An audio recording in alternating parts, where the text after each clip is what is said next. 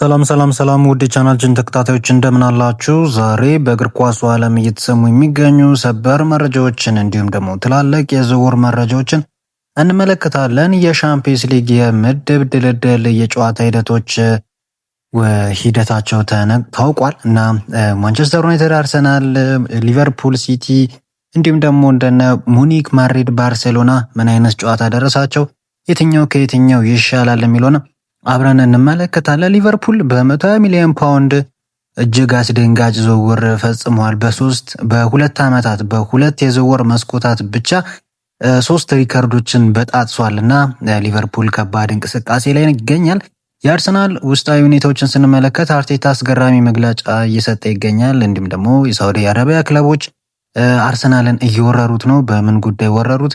አብረን የምንመለከተው ይሆናል። ዩኤፋ በፊፋው ፕሬዝዳንት ኢንፋንቲኖ ላይ ሊመሰረት ስላሰበው ክስም አብረን የምንመለከተው ጉዳይ ይኖረ ማለት ነው። እናንተም እስከዛው ቻናሉን ሰብስክራይብ አድርጋችሁ ሀሳብ አስተያየቶቻችሁን ኮሜንት መስጫው ሳጥን ውስጥ እያስቀመጣችሁ ቤተሰብ እንድትሆኑ ስንል በአክብሮት የምንጋብዘው ጉዳይ ነው። ወደ መጀመሪያው መረጃችን ስናመራ የመርሲሳይዱን ክለብ እናገኛለን። ታዲያ የመርሲሳይዱ ክለብ ሊቨርፑል በዝውውር መስኮት የመጨረሻ ቀናት ትልቅ ሂደት ነው የተመለከትንበት። ሊቨርፑል የፒኤስጂውን የክንፍ መስመር ተጫዋች ባርኮላን ለማስፈረም ከፒኤስጂ ጋር ሙሉ በሙሉ ከስምምነት መድረሱን ተመልክተናል። ታዲያ ሊቨርፑል በአጠቃላይ 120 ሚሊዮን ፓውንድ የሚደርስ ክፍያ በከፍተኛ የዝውውር ሂሳብ ነው ተጫዋቹን ለማስፈረም የተስማማው። ታዋቂ የመረጃ ምንጭ ዘ አትሌቲክ እንደዘገበው ከሆነ ሁለቱ ክለቦች ዝውውሩን በይፋ እያጠናቀቁት እንደሆነና አሁን ላይ ከፒኤስጂ ፍቃድ እየጠበቀ እንደሆነም ነው የተመለከተው። ወደ ሊቨርፑል ሄዶ የሕክምና ምርመራውን ለማድረግ ይህንን ትልቅ የዝውውር ሂደት በዋናነት የመሩት የሊቨርፑል ስፖርቲንግ ዳይሬክተር እና የክለቡ የበላይ ኃላፊዎች እንደሆኑም ተገልጿል። ባርኮላ በፈረንሳይ ሊግ በፒኤስጂ ቤት እጅግ አስደናቂ የሆነ የፍጥነትና የቴክኒክ ብቃት ሲያሳይ የቆየ ተጫዋች ነው።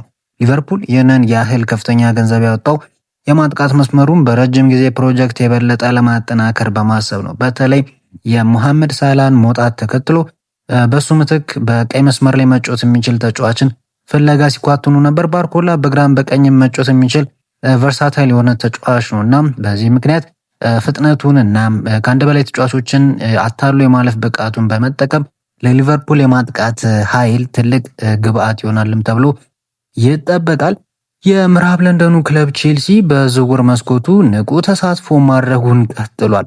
ክለቡ 2 አዳዲስ ተጫዋቾችን ለማስፈረም ነው ከስምምነት የደረሰው። ቼልሲ የአትላንታውን ወጣት ተከላካይ ኦነስታ ሆነርን በ40 ሚሊዮን ፓውንድ ለማስፈረም ከስምምነት መድረሱን ፋብሪዞ ሮማኖ ዘግቦታል። እንዲሁም ደግሞ የ18 ዓመቱ ተከላካይ ወደ እንግሊዝ ተጉዞ የሕክምና ምርመራውን እንዲያደርግም ፍቃድ ተሰጥቶታል። ሆነር ባለፈው የውድድር ዘመን በአትላንታ ቤት በሁሉም ውድድሮች 35 ጨዋታዎችን ያደረገ ሲሆን በሴሪያው 15 ጨዋታዎችን በቋሚነት ጀምሮ በመጫወት ትልቅ አቅም እንዳለውም እያሳየ ይገኛል። ታዲያ በተጨማሪም ቼልሲ የአርጀንቲናዊውን እና የአስቶን ቪላውን ግብ ጠባቂ ኤሚሊያኖ ማርቲኔዝን ፊርማ በ7.5 ሚሊዮን ፓውንድ ለማስፈረም ተስማምቷል። የ33 ዓመቱ ግብ ጠባቂ በቼልሲ ቤት ለአንድ ተጨማሪ ዓመት የመቆየት አማራጭ አካተተም የ2 ዓመት ውል ኮንትራት ይፈራረማል። ቼልሲ የመጀመሪያ ተሰላፊው ግብ ጠባቂ ሳንቼዝ በመጀመሪያው የሊግ ጨዋታ የሰራቸውን ስህተት ተከትሎ ልምድ ያለውና የዓለም ዋንጫ ባለቤቱን ማርቲኔዝን ወደ ስታንፎርድ ብሪጅ ለማምጣት መወሰኑም ይበል የሚያሰኘው ውሳኔ ሆኖም እንመለከተዋለን። ወደ መድፈኞቹ ቤት እናምራም። በመድፈኞቹ በአርሰናል ቤት ደግሞ ስንመለከት በርካታ ትላልቅ ዜናዎች እየተሰሙ ይገኛሉ። አሰልጣኝ ሚኬል አርቴታ የሰጡት መግለጫ ስለ ተጫዋቾቻቸው ወቅታዊ ሁኔታ ላይ ማብራሪያም ሰጥተዋል። ሚኬል አርቴታ ቡርኖ ጉማሬሽ ወደ ቡድን ልምምድ መመለሱንና በዚህ ሳምንት ሙሉ በሙሉ የመሳተፉን ተናግሯል። በመሆኑም በአስተን ቪላው ጨዋታ ላይ ወደ ሜዳ ይመለሳል ተብሎም እንደሚጠበቅም አረጋግጦታል። በተጨማሪም አዲሱ ፈራሚ ኤዝሪ ኮንሳ ለአስተን ቪላው ጨዋታ ሙሉ በሙሉ ዝግጁ መሆኑን አሰልጣኙ አረጋግጧል። የሚሳካለት ከሆነ የመጀመሪያውን ጨዋታ ከቀድሞ ክለቡ ቪላ ጋር የማድረግ እድሉ ከፍተኛ እንደሆነም ነው እየተመለከትን የምንገኘው። ታዲያ አሰልጣኝ አርቴታ ከጋብሪኤል ጄሱስ እንዲሁም ደግሞ ማርቲኔሊ ጋር በተያያዘ ሀሳባቸውንም አስፍሯል። ብራዚላዊ አጥቂ ጋብሪኤል ጄሱስ ከዋናው ቡድን ጋር ልምምድ አልሰራም። ታዲያ ይህን ተከትሎ ሀሳባቸውን የሰጡት አርቴታ በቡድኑ ውስጥ ካሉን ተጫዋቾች ብዛት ጋር የተገናኘ ውሳኔ ነው ሲሉን የገለጹትና ጄሱስ የዝውውር መስኮቱ ሳይዘጋ አርሰናልን ይለቃል ተብሎ እንደሚጠበቅም መረጃዎች እያመለከቱ ይገኛሉ። ከዚህ ቀደም የኮንትራት የማራዘም ሂደት አይፈልግም። ስለዚህ በዚህ ውድድር ዘመን ላይ በነፃ ኮንትራቱ ይጠናቀቃል። ስለዚህ ወደ ሌላ ክለብ ሊያመራ የሚችልበት እድል እንዳለም የተነገረ ይገኛል። ማርቲኔሊ ከልምድ ለምን ቀድሞ እንደወጣም ተጠይቆ ነበረ። የእሱም ተመሳሳይ ግል ጉዳይ ነው ሲሉ ምላሽ ሰጥተዋል። ማርቲኔሊ ወደ ሳውዲ አረቢያው ክለብ አልሂላል ለማምራት እጅግ መቃረቡንም ሲዘገብ እንደቆየ እናስታውሳለን። አስቶን ቪላ የእንግሊዛዊውን አጥቂ ኦሌ ዋትኪንስን ለሳውዲ አረቢያ ክለብ አልሂላል ለመሸጥ ከስምምነት ደርሰዋል። ታዲያ ዋትኪንስ የቡድኑ አጋሮችንም እየተሰናበተ ይገኛል። ከዚህ ጋር በተገናኘ እንግዲህ አስቶን ቪላዎች ኒኮላስ ጃክሰንን በምትኩ ለማስፈረም ከቼልሲ ጋር መስማማታቸውም ተዘግቧል። ኢፕስዊች ታውን በአሰልጣኝ ኡናይ ኤምሬ ስብስብ ውስጥ ቦታ ያጣውን የአስቶን ቪላ አጥቂ ታሚ አብርሃምንም በውሰት ለማስፈረም ጥረት እያደረገ እንደሚገኝ ተዘግቧል። አስቶን ቪላም ተጫዋቹን ለመሸጥ ዝግጁ እንደሆነ ነው የተመለከትነው። ወደ ማንቸስተር ዩናይትድ ስንሄድ የጣሊያኑ ክለብ ፊዮሬንቲና የማንቸስተር ዩናይትዱን ዦሹዋ ዚርክዚን ለማስፈረም ጥያቄ አቅርቧል። ንግግሩ በጥሩ ደረጃ ላይ የሚገኝ ሲሆን ፊዮሬንቲና ተጫዋቹን የመግዛት አማራጭ ባካተተ የ5 ሚሊዮን ዩሮ የክፍያ ውሰት ውል ለማስፈረም ይፈልጋል። ዚርክዚ ከለቀቀ ማንቸስተር ዩናይትድ አዲስ አጥቂ የማስፈረም እድሉ ከፍተኛ ነው፣ ግን በዛው ልክ ደግሞ የመሃል ተከላካይ የማስፈረም እድሉ አናሳ እንደሆነ እንመለከታለን። ሁለት ተጫዋቾችን የማስፈረም እድል አላቸው። ምናልባት አጥቂና የግራ መስመር ተከላካይ እንጂ ሌላ ተጫዋች የመጨመር ሁኔታ ይፈጠራል ተብሎ አይጠበቅም። ኤሲ ሚላን ከጋላታሳራይ የቀረበለትን የ45 ሚሊዮን ዩሮ ሂሳብ የተቀበለ ሆኗል። በማን ጉዳይ? በራፋኤል ሊያው ጉዳይ። የቱርኩ ክለብ ለሊያው በአመት ከ10 እስከ 12 ሚሊዮን ዩሮ ደሞዝ አቅርቦለት ነበረ። ነገር ግን ሊያው እስካሁን ውሳኔ አልሰጠም። በሌላ በኩል አስቶን ቪላ ተጫዋቹን የመግዛት ግዴታ ባለው ውሰት ለማስፈረም ንግግር ላይ ነው። ሚላን በቋሚነት መሸጥ የሚፈልግ ቢሆንም እስከ 2031 ውል ያለው ሊያው አስቶን ቪላን ሊመርጥ እንደሚችልና ወደ ፕሪሚየር ሊግ ተጉዞ በሊጉ ተሳትፎ ማድረግ በሱ በኩል ከሚፈልጋቸው ነገሮች መካከል ዋነኛው እንደሆነም እየተዘገበ ይገኛል። ወደ ጂያኒ ኢንፋንቲኖ እና ዩኤፋ ጉዳይ እናምራም። ኢንፋንቲኖ ላይ የወንጀል ክስ ሊቀርብባቸው ነው። የአውሮፓ እግር ኳስ ማህበር ዩኤፋ በፊፋው ፕሬዚዳንት ጂያኒ ኢንፋንቲኖ ላይ በስዊዘርላንድ መደበኛ ፍርድ ቤት የወንጀል ክስ ሊመሰረት መሆኑን ተነግሯል። ዩኤፋ ክሱን ያቀረበው ፕሬዚዳንቱ የዓለም ዋንጫን ለመሸጥ ሞክሯል በሚል እንደሆነም ነው የተገለጸው። ዩኤፋ ቀደም ሲል ለኢንፋንቲኖ የነበረውን የድጋፍ ድምፅ ማንሳቱም ይታወቃል። አልቫሬዝ ወደ ባርሴሎና እንደማይሄድ ቃሌን እሰጣለሁ ሲሉ የአትሌቲኮ ማድሪድ ዋና ስራ አስፈጻሚ ሚጌል ኤንሄል በሻምፒየንስ ሊግ ድልድል ላይ ተገኝተው በሰጡት አስተያየት ተገልጿል። ጁሊያን አልቫሬዝ ወደ ባርሴሎና አይሄድም፣ ይህ የኔ ቃል ነው ብሏል። አክሎም ተጫዋቹ እንዲቆይ ፍላጎት እንዳላቸውና ከለቀቀም ተተኪ እንደሚፈልጉ ገልጸዋል። ወደ ባርሴሎና ግን በጭራሽ እንደማይሄድም አረጋግጦታል። ይህም እንግዲህ ለአርሰናል እድል ይሰጠዋል አይሰጠውም አብረን የምንመለከተው ጉዳይ ይሆናል።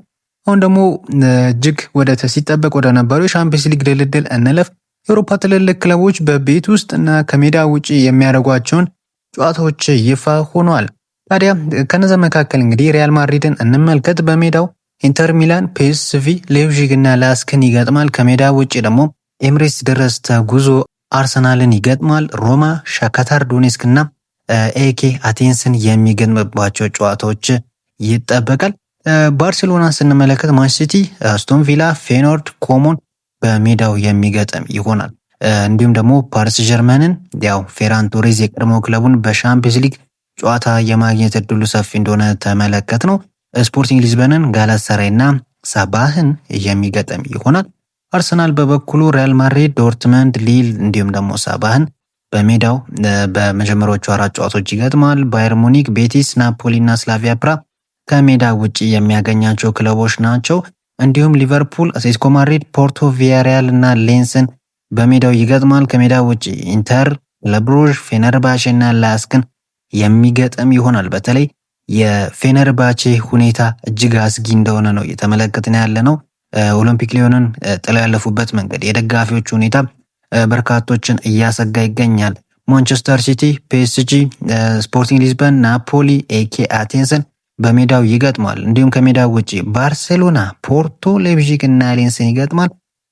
የቀድሞ አማካያቸውን ሮድሪን እንዲሁም ደግሞ ካንሴሎንም በሻምፒየንስ ሊግ የመግጠም እድል እንዳላቸውም ተመለከትን። ተጠባቂው ማንቸስተር ዩናይትድ ከዓመታት በኋላ ወደ መድረኩ ተመልሷል። ታዲያ ድልድሉ እንዳላስከፋው ነው የተመለከትነው።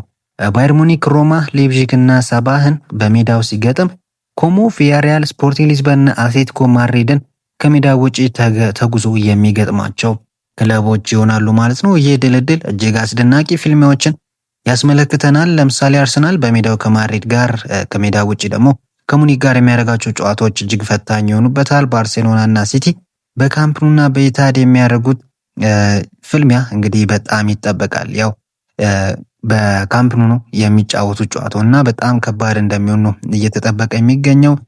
እንዲሁም ደግሞ ሌሎች ጨዋታዎችም አሉ። ነገር ግን የሻምፒየንስ ሊግ ጨዋታ ቀኑ እስካሁን አልተቆረጠለትም።